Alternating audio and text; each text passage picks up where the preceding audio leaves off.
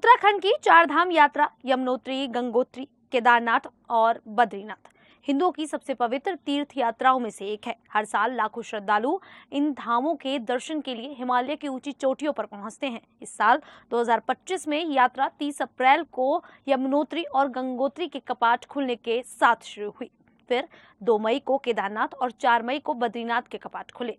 लेकिन इस बार यात्रा शुरू होने के पहले 28 दिनों यानी कि 30 अप्रैल से 27 मई 2025 में ही 56 श्रद्धालुओं की मौत ने सबको चिंता में डाल दिया है। औसतन हर दिन 2 श्रद्धालुओं की जान गई। आखिर इन मौतों के कारण क्या हैं और इन्हें रोकने के लिए क्या कुछ किया जा सकता है, आइए जानते हैं इस वीडियो में। नमस्कार, मेरा नाम है शालिनी और आप देख रहे हैं द न्यूज़ 15।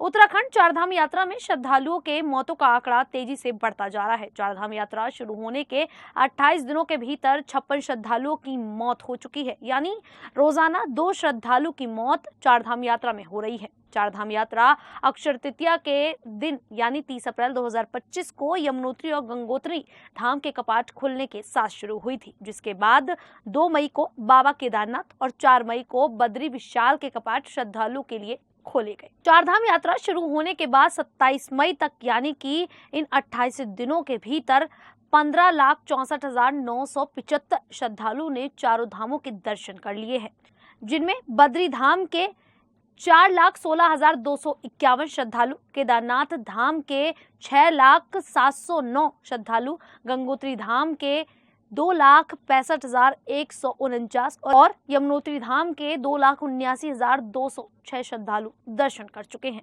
इसके अलावा अभी तक हेमकुंड साहिब के 7,690 श्रद्धालु दर्शन कर चुके हैं।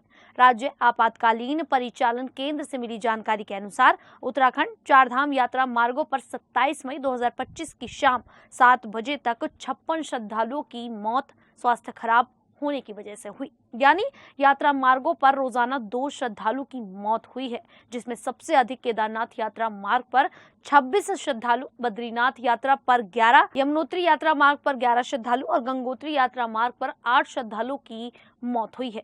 इसके अलावा 8 मई को उत्तरकाशी में हुए हेलीकॉप्टर क्रैश होने के चलते 6 श्रद्धालु और अन्य कारणों से 2 श्रद्धालु की मौत हो चुकी है, यानी इस यात्रा सीजन के दौरान स्वास्थ्य खराब, हेलीकॉप्टर क्रैश और अन्य कारणों से 64 श्रद्धालु की मौत हो चुकी है। राज्य स्वास्थ्य विभाग के अनुसार इन 64 मौतों में सबसे ज्यादा कारण स्वास्थ्य से जुड़ी समस्याएं रहीं, जैसे हृदय संबंधी समस्या यानी कि हार्ट अटैक। सबसे ज्यादा मौतें हृदय गति रुकने की वजह से हुई। केदारनाथ और यमुनोत्री जैसे ऊंचे इलाकों में ऑक्सीजन की कमी और शारीरिक थकान के कारण दिल पर दबाव पड़ता है। खासकर बुजुर्गों और पहले से बीमार लोगों को यह जोखिम ज्यादा होता है। चारधाम के मंदिर 3000 से 3500 मीटर की ऊंचाई पर हैं, जहां हवा में ऑक्सीजन कम होती है। इससे सांस लेने में दिक्कत, चक्कर आना और बेहोशी जैसी समस्याएं हो सकती हैं। जिन लोगों को सांस की बीमारी जैसे अस्थमा है, उनके लिए यह खतरनाक हो सकता है। वहीं लंबे पैदल यात्रा, ठंडा मौसम और उबड़-खाबड़ रास्तों की वजह से शरीर पर जोर पड़ता है। कई श्रद्धालु बिना रुके तेजी से चलते हैं, जिससे रक्तचाप बढ़ता है और थकान के कारण हालत बिगड़ जाती है।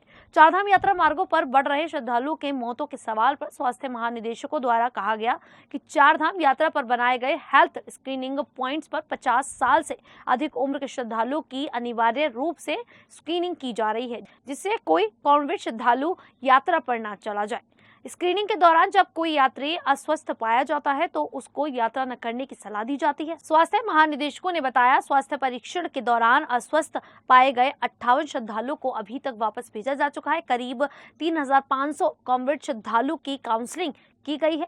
मैदानी क्षेत्रों से यात्रा पर आने वाले यात्री बिना एक्लिमेटाइज के ही यात्रा कर रहे हैं, जिसके चलते कोई बीमारी न होने के बावजूद चलते चलते यात्रियों की मौत हो जा रही है।